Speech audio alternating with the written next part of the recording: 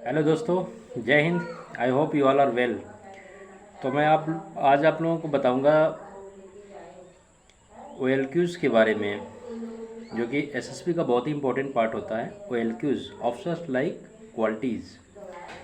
तो कौन सी ओ L queues होनी चाहिए एक डिफेंस फोर्सेस का ऑफिसर बनने के लिए, उसके बारे में हम जानेंगे आज। तो टोटल 15 तरह की ओ एल क्यूज़ के बारे में बात किया गया है एसएसबी में, जिसका कि होना मस्ट है एक आर्मी ऑफिसर्स या डिफेंस ऑफिसर्स के अंदर। वो ओ एल क्यूज़ के बारे में हम जानेंगे। तो सबसे फर्स्ट ओ एल क्यू जो है वो है इंटेलिजेंस। जो एक आर्मी ऑफिसर्स होता है उसके पास सफिशिएंट इंटेलिजेंस होना चाहिए। इंटेलिजेंस होगा तो वो जो है कि उसके बेस पे डिसीजन लेगा और जो है कि वो अच्छे से अपनी ड्यूटी कर पाएगा। इंटेलिजेंस का मीन्स होता है मतलब बी प्रैक्टिकल। कोई भी चीज़ प्लानिंग करना तो प्रैक्टिकली उसको वो सस्टेन्ड होना चाहिए, तब जाके उसको करो तो उसका जो है कि बेनिफिट होता है। अदरवाइज़ केवल हाइपोथेटिकल वे में सोचना और समझना, उसको एग्जीक्यूट करने की कोशिश करना, तो उसमें नुकसान होता है। दूसरा है self confidence, the most important one. You know one thing, if you have enough confidence in you then you can do anything in your life. Confidence के बिना इंसान कुछ नहीं कर सकता। तो वही है, आर्मी ऑफिसर्स की लाइफ में बहुत सारे अप्स एंड डाउन्स आएंगे ड्यूटी ड्यूरेशन में। तो वहाँ पे आपके अंदर अपना सेल्फ कॉन्फिडेंस इस लेवल का हो कि आप अपनी ट्रूप्स को लीड कर सकें। तीसरा है सोशलिज्म, या यू कैन से सोसाइटी या सोशल इन्फ्लुएंस, यू कैन से ना। एक सोशल टाइप का होना चाहिए आर्मी ऑफिसर्स को।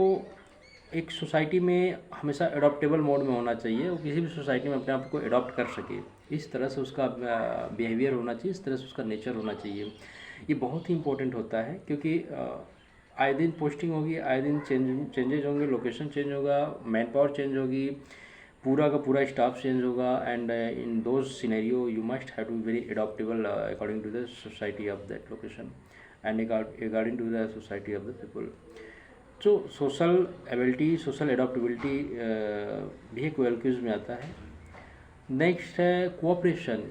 जो आर्मी अफसर्स होते हैं उनके अंदर कोऑपरेशन की भावना होनी चाहिए, उसको कोऑपरेट करना चाहिए अपने नीचे वाले लोगों को, नीचे जो उनके अंडर में काम कर रहे हैं, साथ में जो उनके साथ वाले अफसर्स हैं या जिनको सीनियर्स हैं, सबके साथ कोऑपरेट करेंगे तभी जो है कि एक अच्छा आउटपुट निकल के आएगा उनके किसी भी टास्क का या किसी भी एग्जीक्यूशंस का।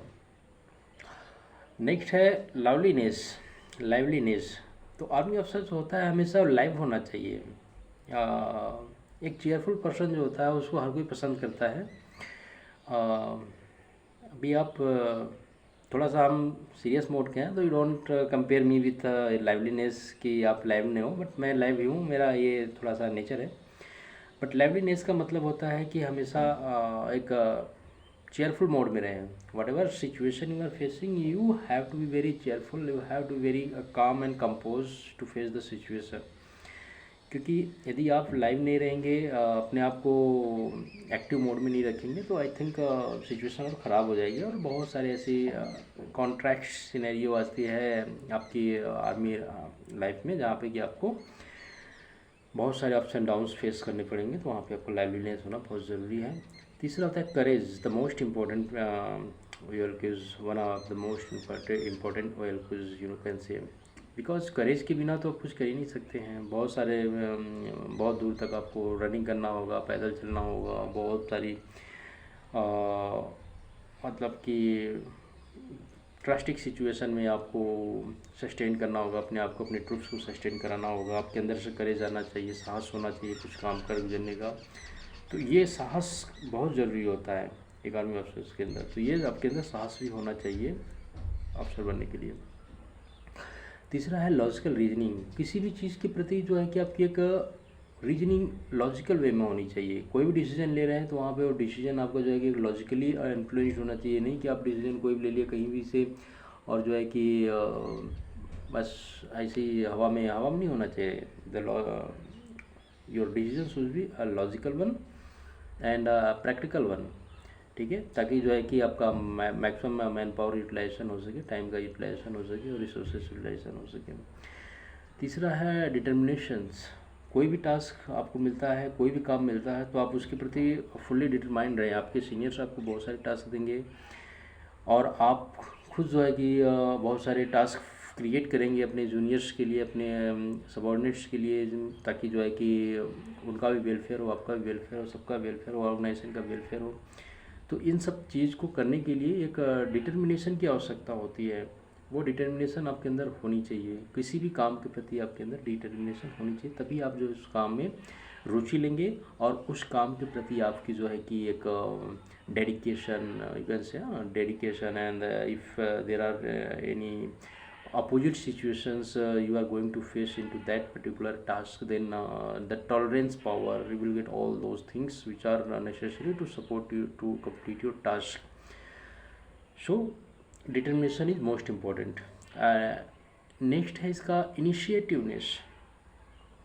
एक लीडर जो होता है उसके अंदर एक क्वालिटी होनी चाहिए कि वो किसी भी चीज़ को इनिशिएट मतलब कि इनिशिएटिव लेने वाला होना चाहिए। नहीं कि किसी चीज़ को कहीं आपको डिसीजन लेना हो तो आप वहाँ से पैर पीछे फेंको, मुझे बोलो मुझे नहीं पता, मैं अपने सीनियर से पूछ के बताऊंगा। तो हर एक चीज़ में जब सीनियर से डिसीजन लेने लगेंगे तो फिर आप अपने ट्रूप्स को कंट्रोल नहीं कर पाएंगे। बहुत सारे सिचुएशन आएंगे जहाँ पे आपको खुद से डिसीजन लेना होगा और उसके लिए आपको इनिशिएटिव्स लेने ही पड़ेंगे। तो initial steps must required at that particular time.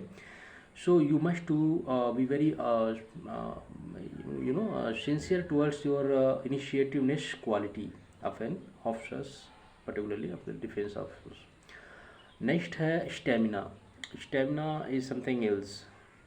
Long life आपको पेट्रोलिंग पे जाना पड़ेगा, बहुत सारी wet terrain wise weather condition में आपको सस्टेन करना पड़ेगा। खाना मिले ना मिले, पीना मिले ना मिले, रहने को मिले ना मिले, बट आपके अंदर वो स्टेमिना होनी चाहिए कि आप अपने आप को उस सिचुएशन में भी सस्टेन कर सकें।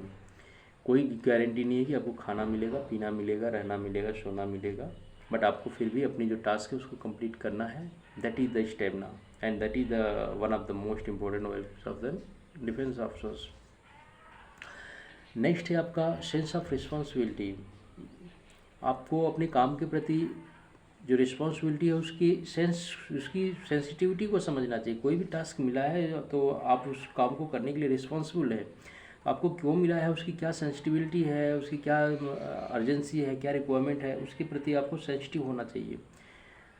तभी जाके आप उस काम में अपना डेडिकेशन शो करेंगे, उस काम को करने के प्रति आप अच्छे से जागरूक होंगे और अच्छे से करेंगे। तो sense of responsibility is most important. And next one is organizing ability. whenever you will face the situation, whenever you will move somewhere for organizing any patrolling, you can say, or any ambush, cordon, CADO and SADO इसको बोलते हैं सेना के अंदर। CADO मतलब cordon and search operation, SADO मतलब search and destroy operation होता है। CADO, SADO and patrolling et cetera, all the duties whatever you are going to perform there, in each and every task you have to organise your all the resources. तो जब भी आपको अपने resources का organisation करने अच्छी तरह से आ जाएगा, उसका मैनेजमेंट करने अच्छी तरह से आ जाएगा, तब आपके जो है कि आउटपुट, आपके जो टास्क है उसको अचीव करने में आपको आसानी होगी और आप उसको आसानी से अचीव कर पाएंगे। So this is one of the you can say the most important things in the values. And next one ability to influence. आपके अंदर इतनी काबिलियत होनी चाहिए, आपके अंदर जो है कि इमोशनल इंटेलिजेंस होना चाहिए। I am talking about emotional intelligence. Emotional intelligence means understanding about your emotions and the understanding and managing, not only understanding and managing your own emotions along with the peoples around you. तो अपनी emotions को और अपने अगल बगल लोगों के emotions को समझना और उसको मैनेज करना, this is known as the emotional intelligence. इस चीज़ को आपको जो है कि इसमें महारत हासिल होना चाहिए, तब जाके आप जो है कि इन्फ्लुएंस कर पाओगे किसी भी ग्रुप को, अपने ट्रुप्स में लोगों को इन्फ्लुएंस कर पाओगे, मोटिवेट कर पाओगे अपनी ड्यूटी परफॉर्म करने के लिए। और कोई भी निगोशिएशन या डेलीगेशन की बात आई तो वहाँ पे आप जाओगे तो वहाँ भी अपने आप को आप जो है कि उस सिचुएशन के हिसाब से, और वहाँ इसको फेस कर रहे हो उसके अकॉर्डिंग जो है कि आप अपने आप को, आप उस ग्रुप को इन्फ्लुएंस कर पाओगे। तो ये एबिलिटी आपके अंदर होनी चाहिए। तीसरा है स्पीड ऑफ डिसीजन। देखिए आर्मी अफसर्स जो होता है उसको क्विक डिसीजन लेना होता है, बहुत ही शॉर्ट ड्यूरेशन में, बहुत short span of time. You will get very short span of time within which you have to take the decision, otherwise it may be a very huge casualty of your troops. So trips की कोई casualty ना हो, कोई loss ना हो, ऐसे short duration में आपको कंपोजिट और सॉलिड डिसीजन लेने पड़ते हैं, तो उसकी एबिलिटी आपके अंदर होनी चाहिए. ये भी एक बहुत बड़ा वेल्क्यूज है आर्मी ऑफिसर्स का. Then power of expression. Power of expression is the most important thing. यदि आप एक लीडर हैं, आप अपनी बात को कह नहीं पा रहे हैं सामने वाले को, अपनी आप बात को कन्विंस नहीं कर पा रहे हैं सामने वाले को, तो आई थिंक आपका जो है कि क्वालिटी में लैकिंग है. क्योंकि वो बात ही है, वो आपका ज़बान ही है, आपका एक्सप्रेशन ही है, जिसके द्वारा सामने वाला समझ पाएगा कि इसमें इसकी बातों में दम है कि नहीं है, ये जो है कि जो बोल रहा है इसमें सच्चाई है कि नहीं है, या बिलीव करना चाहिए नहीं करना चाहिए. So your power of expression should be very high. So these are the 15 OLQs on the basis of which if you will develop all these 15 OLQs, then I hope nobody can check you to just go inside SSB and crack SSB, because these are the most and these are the fundamentals of SSB and of the army officers. So इस OLQs में जो आपको कमी हो उस कमी को दूर करने की कोशिश करिए, और जिसमें स्ट्रॉन्ग हो उसको हैबिट में कंटिन्यू रखिए.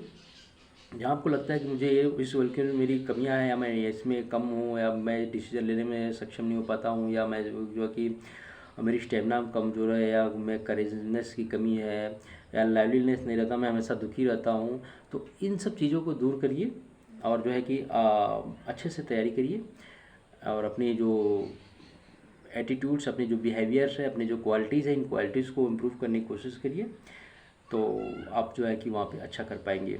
तो इस वीडियो में बस इतना ही. अब अगले वीडियो में हम बताएंगे आप लोगों को कि आगे का जो स्टेज 2 में क्या क्या टेस्ट होता है हमारे SSB में, उसके बारे में बताएंगे. Thank you.